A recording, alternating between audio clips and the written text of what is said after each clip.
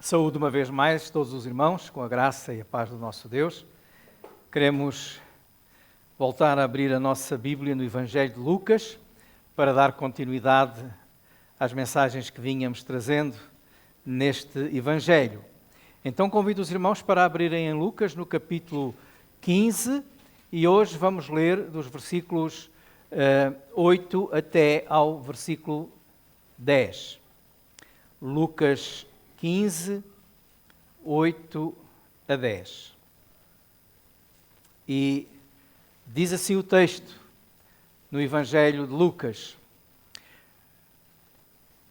Ou qual a mulher que, tendo 10 dracmas, se perder uma dracma, não acende a candeia e varre a casa e busca com diligência até a achar. E achando-a, convoca as amigas e vizinhas, dizendo: Alegrai-vos comigo, porque já achei a dracma perdida. Assim vos digo que há alegria diante dos anjos de Deus por um pecador que se arrepende. Ora, a parábola da dracma perdida. Esta parábola, irmãos, faz parte de um conjunto de 3 parábolas que estão aqui no capítulo 15 de Lucas. São 3 parábolas que Jesus conta. E Jesus conta essas 3 parábolas como resposta à reação dos religiosos daquela altura, dos escribas, dos fariseus, que murmuravam, conforme diz o versículo 2 do capítulo 15, murmuravam porque Jesus se juntava com publicanos e com pecadores, com aqueles que eles, religiosos, que se achavam muito puros, desprezavam. E Jesus juntava-se com eles. E quando isso acontece, quando os religiosos começam então a murmurar contra Jesus, Jesus responde contando 3 histórias, ou seja, 3 parábolas. 3 parábolas que, antes de falarmos um pouco novamente sobre a parábola, gostaria só de relembrar, irmãos, que quando se faz a interpretação de uma parábola, nós não podemos ficar preocupados em atribuir um significado a todos os pormenores da história que Jesus conta. Mas a nossa preocupação tem que ser com a verdade espiritual, a verdade que Jesus quer ali ressaltar. E essa verdade está aqui bem clara no texto do Evangelho de Lucas, quando nós vemos Jesus a afirmar, depois da primeira parábola, a parábola da ovelha perdida, que depois o pastor foi e encontrou, fez uma festa, e no versículo 7, Jesus diz: haverá alegria no céu por um pecador que se arrepende. Depois Jesus conta a parábola da dracma, uma moeda grega que uma mulher perdeu. E volta a dizer a mesma coisa no versículo 10. Há alegria diante dos anjos de Deus por um pecador que se arrepende. Depois da parábola do filho perdido, que quando volta à casa do pai, faz-se uma festa e há alegria. E o pai diz: alegrai-vos comigo, porque este meu filho estava morto, mas reviveu. Então a verdade que Jesus quer realmente salientar nestas 3 parábolas é a alegria que há no céu, a alegria que há junto de Deus, a alegria do próprio Deus, quando um pecador se arrepende. Alegria é essa que contrasta com o sentimento dos religiosos, dos judeus, fariseus, escribas, que desprezavam os pecadores, não procuravam a salvação dos pecadores, nem se alegravam com esses mesmos pecadores quando eles se arrependiam. Há alegria no céu quando um pecador se arrepende. Estes pecadores perdidos, eles estão aqui representados, como eu já disse, pela ovelha, pela dracma e pelo filho, e foi com estes que Jesus se juntou, foi com estes que disseram logo no início do capítulo 15 que estavam ali para ouvir Jesus, enquanto que os outros estavam ali, os que criticavam e nem sequer queriam ouvir Jesus. Isto nos faz lembrar que hoje nós temos muita gente que se acha tão boa, tão santa, tão crente, que já nem ouve nada. Há muitos crentes até que acham que já nem precisam de ouvir pregações ao domingo. Isso é para aqueles outros que ainda não sabem nada da Bíblia e não ouvem os ensinamentos de Jesus. Aqueles que não se achavam pecadores e que por essa razão nunca iriam ouvir a palavra de Jesus, também nunca iriam chegar a arrependimento, esses nunca serão motivo de alegria no céu. E nós aqui hoje é a mesma coisa. Se nós não estivermos aqui com o propósito de ouvir Jesus, com o sentimento de que somos pecadores, que precisamos de mudar, nunca seremos motivo de alegria no céu. Agora, todos aqueles, hoje, e não falo apenas de religiosos, que se acham perfeitos, que se acham melhores que os outros, alguns que acham que fazem tudo bem feito e que nunca se enganam, nunca têm dúvidas, nunca erram, nunca se arrependem de nada, acham que não precisam de Deus. Esses são os verdadeiros pecadores que ainda estão longe do reino de Deus.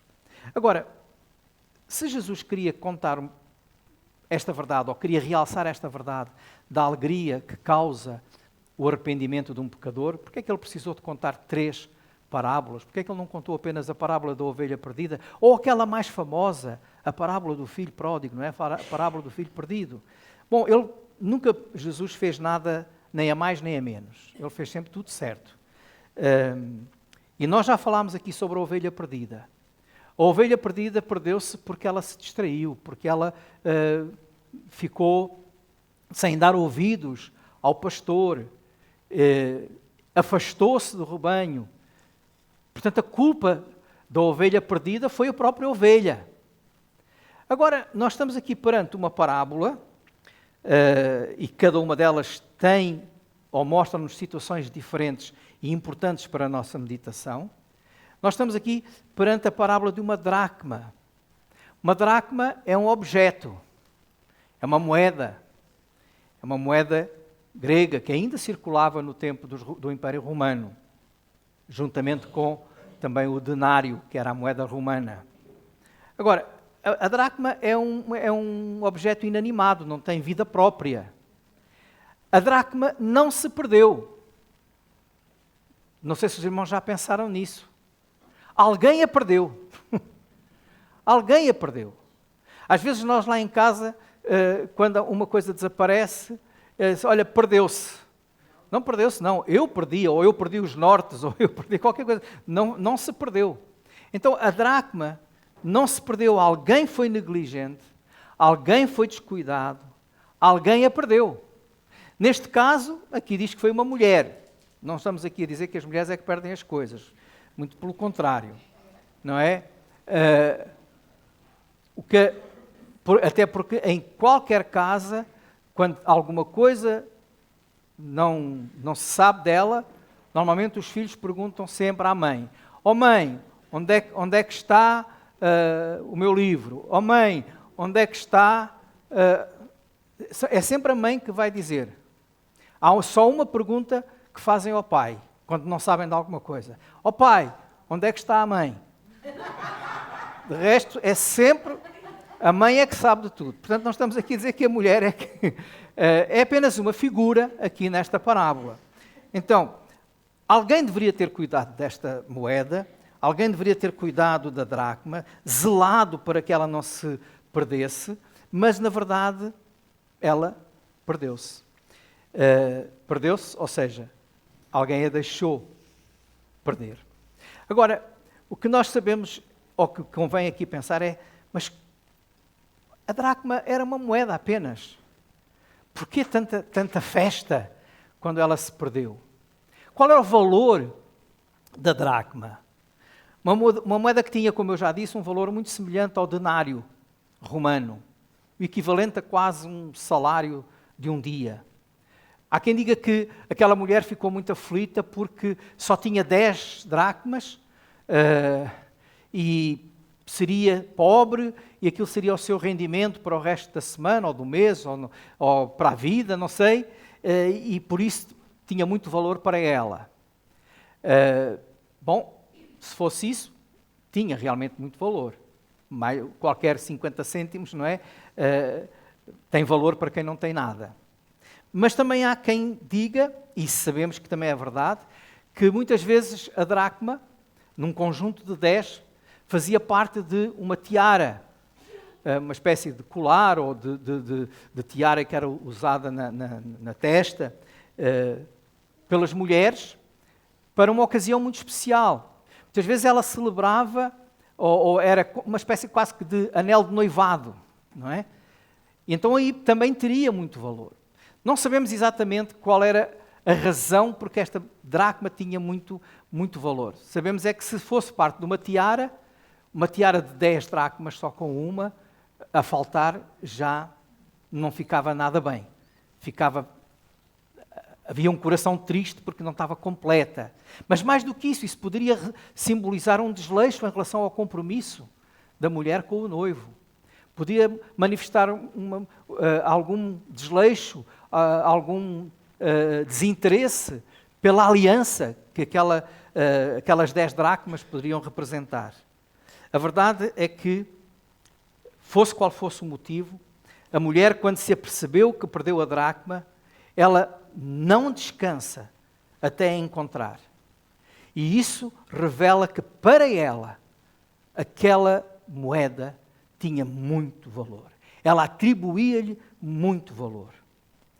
Uma vez mais, Jesus afirma aqui também o muito valor que nós temos para Deus. Todos nós temos muito valor para Deus. Deus ama-nos, diz a palavra do Senhor. E por isso nós temos valor para Ele. Agora, nós não temos valor para Deus porque somos muito bons. Ou porque somos muito sábios. Ou porque temos muitos dons. Nós temos muito valor para Deus. Aliás, o Senhor diz isso em Deuteronômio, no Velho Testamento, em relação ao povo de Israel, quando fala da razão por que escolheu o povo de Israel, no livro de Deuteronômio, que os irmãos que gostam de acompanhar, é no Velho Testamento, é o 5º livro da Bíblia, é o último livro da lei, Deuteronômio, no capítulo 7, o versículo 7 e 8, capítulo 7, versículo 7 e 8, diz assim: o Senhor não se afeiçoou a vós, ou seja, algumas Bíblias dizem o Senhor não teve prazer em vós, nem vos escolheu. Estou a ler o versículo 7, Deuteronômio 7, 7. Porque a vossa multidão era mais do que de todos os outros povos, pois vós erais menos em número do que todos os povos, mas porque o Senhor vos amava, e para guardar o juramento que jurara a vossos pais, o Senhor vos tirou com mão forte e vos resgatou da casa da servidão, da mão do faraó, rei do Egito. Ou seja, o povo de Israel houve uma altura em que começou a dizer, a achar-se muito importante. Eu sou muito importante. E foi necessário o Senhor lembrar a importância que tu tens. Não é porque tu és mais que os outros, não é porque és mais forte, mais poderoso ou maior. Não é porque Deus te ama. E hoje mesmo nós podemos dizer que também, tal como aqui na dracma, não era porque a dracma fosse muito valiosa, mas era porque aquela mulher tinha um grande valor, tinha algo que para ela que tinha grande significado. Às vezes nós dizemos valor estimativo, não é? Fosse o que fosse, tinha grande valor. Isso significa o quê? Significa que, pela graça de Deus, pelo amor de Deus, o Senhor dá-te valor sem o mereceres, sem teres direito a Ele, mas o Senhor dá-te valor. Então, este era o valor da moeda, que que estava agora perdida. Então a mulher, o que faz? Ela perde a dracma, primeiro, mas agora vai procurá-la. E vai procurá-la, diz o versículo 8, que busca com diligência. Ou seja, ela empenha-se, faz tudo por tudo para encontrar aquela moeda. Mas o que é que acontece? Se nós tivermos em consideração que a mulher precisou de acender uma luz, que a casa era escura, ou estava escuro, precisou de varrer a casa, bom, talvez a casa estava desarrumada. É mais fácil perder uma coisa na casa desarrumada do que na casa arrumada. Então, quando nós vemos a casa a precisar de ser limpa, de ser varrida, a casa estava desarrumada. A casa foi preciso acender a luz, foi preciso varrer para encontrar a dracma. E se nós entendermos aqui e se compararmos a atuação desta mulher com a igreja, nós podemos dizer, irmãos, que às vezes a igreja, por causa do seu desmazelo, por causa da sua negligência, deixa que as dracmas se percam. Permite que filhos seus estejam perdidos. Há pecadores que se perdem porque a igreja não tem a candeia acesa. A luz do Espírito não brilha. A luz da palavra não ilumina. A casa está suja porque deu entrada ao pecado. E o Senhor Jesus é a luz que a igreja tem de ter sempre no centro.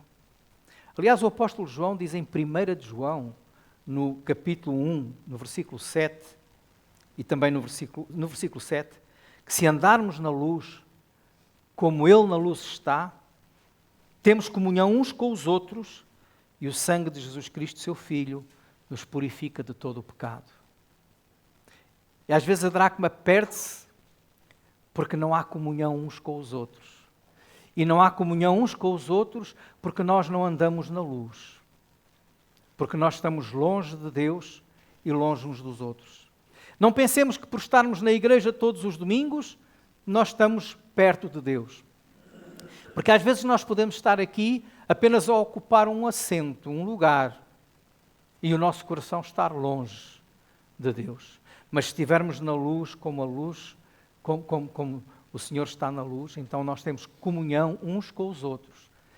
E o sangue de Jesus Cristo, seu Filho, nos purifica, limpa a casa. Limpa a casa. A igreja hoje, infelizmente, anda distraída, anda negligente, anda deixando o lixo acumular. Não há preocupação com santidade. Cada um vive preocupado só com o seu bem-estar e não físico, material, mas não com o seu bem-estar espiritual. E a Bíblia diz em Mateus capítulo 24 e versículo 12 que porque se multiplica o pecado, o amor de muitos esfriará. Porque se multiplica o pecado, muitos se afastam de Deus e se perdem. Então a negligência da própria igreja. Mas quem é a igreja? A igreja somos nós. A igreja são os crentes. Muitos se afastam porque olham lá para dentro da igreja e dizem assim: eu não quero ser como aquilo. Ser igual? Então mais vale ficar cá fora. Quantas pessoas não se desviam e algumas nem se convertem por causa do pecado de crentes, por causa do pecado de pastores, de líderes, da igreja. Mau testemunho, mau exemplo. É verdade que tu podes dizer assim: mas ninguém tem nada a ver com a minha vida. Ninguém nada, até nem tem que olhar para mim, tem que pôr os olhos em Cristo, não é em mim. Mas se tu dizes que és cristão, se tu dizes que vestiste a nova roupa de Cristo, se tu dizes que nasceste de novo, temos que olhar uns para os outros, sim. Para nos edificarmos uns aos outros, para nos abençoarmos uns aos outros, para servirmos de exemplo uns aos outros. Não podemos ser como aqueles pais que às vezes dizem assim: olha, não sigas o meu exemplo, eu não sou o exemplo para ninguém. Mas é que o filho vai seguir o exemplo mesmo. Vai. O meu pai sempre me disse que se eu fumasse, que ele me dava uma tareia. No dia em que ele me apanhasse a fumar, ele me dava uma tareia. Então o que é que ele me ensinou? Que eu podia fumar, só não podia ser apanhado a fumar.